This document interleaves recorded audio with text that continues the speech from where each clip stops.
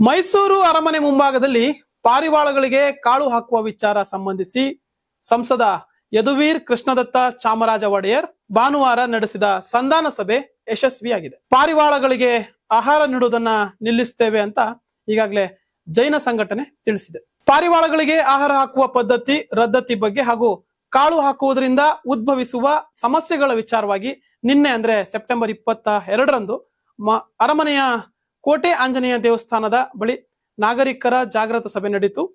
ಕಾರ್ಯಕ್ರಮದಲ್ಲಿ ಯದುವೀರ್ ಒಡೆಯರ್, ವೈದ್ಯರು, ಪರಿಸರವಾದಿಗಳು ಹಾಗೂ ಸಾಮಾಜಿಕ ತಜ್ಞರು ಸೇರಿ ಹಲವರು ಭಾಗಿಯಾಗಿದ್ರು. ಸಭೆಯಲ್ಲಿ ಮಾತನಾಡಿದ ಜೈನ ಸಮುದಾಯದ ಮುಖಂಡ ಎಸ್ ವಿನೋದ್ ಜೈನ್, ಈಗಾಗಲೇ ನೀವೆಲ್ಲರೂ ಸಾಕಷ್ಟು ವಿಚಾರಗಳನ್ನ ಚರ್ಚೆ ಮಾಡಿದ್ದೀರಿ.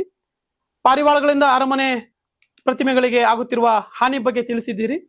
ಹೀಗಾಗಿ ನಾವು ಪಾರಿವಾಳಗಳಿಗೆ ಆಹಾರ ನೀಡುವುದನ್ನ ನಿಲ್ಲಿಸ್ತೇವೆ, ನಾವು ಯಾರಿಗೂ ತೊಂದರೆ ಕೊಡುವುದಿಲ್ಲ ಅಂತ ಭರವಸೆಯನ್ನ ನೀಡಿದ್ರು. ನಮ್ಮ ಸಮುದಾಯ ಪಾರಿವಾಳಗಳಿಗೆ ಆಹಾರ ನೀಡುವ ಸದುದ್ದೇಶದ ಕಾರ್ಯಕ್ರಮವು ಇಂತಹ ಸಮಸ್ಯೆಗಳಿಗೆ ಕಾರಣವಾಗುತ್ತೆ ಎಂಬುದು ನಮಗೆ ತಿಳಿದಿರಲಿಲ್ಲ.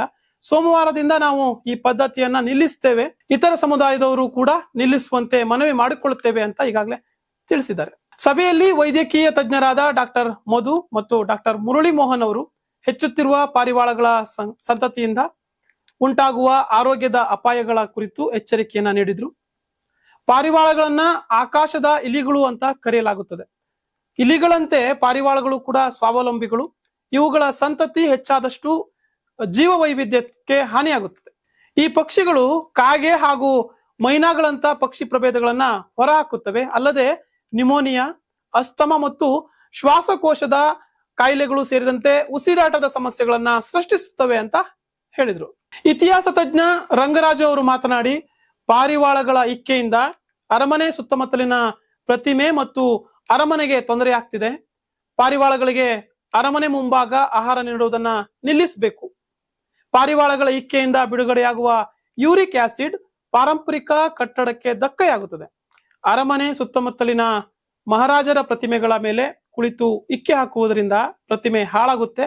ಪಾರಿವಾಳಗಳು ತನ್ನ ಆಹಾರವನ್ನ ನೈಸರ್ಗಿಕವಾಗಿ ಹುಡುಕಿಕೊಳ್ಳುತ್ತದೆ. ಅವುಗಳಿಗೆ ಬರ್ತ್ಡೇ, ವೆಡ್ಡಿಂಗ್, ಫೋಟೋ ಶೂಟ್ ನೆಪದಲ್ಲಿ ಆಹಾರ ನೀಡಿ ಪಾರಂಪರಿಕ ಕಟ್ಟಡಗಳಿಗೆ ಧಕ್ಕೆ ತರಬೇಡಿ ಅಂತ ಮನವಿಯನ್ನ ಮಾಡಿದ್ರು. ಇನ್ನು ಸಂಸದ ಯದುವೀರ್ ಒಡೆಯರ್ ಮಾತನಾಡಿ, ಬ್ಲೂ ರಾಕ್ ಪಾರಿವಾಳಗಳು ಸ್ಥಳೀಯ ಪಕ್ಷಿಗಳಲ್ಲ, ಅಲ್ಲದೆ ಇವು ಸ್ವಾವಲಂಬಿಗಳಾಗಿದ್ದು ಇವುಗಳಿಗೆ ಆಹಾರ ನೀಡುವ ಅಗತ್ಯವಿಲ್ಲ.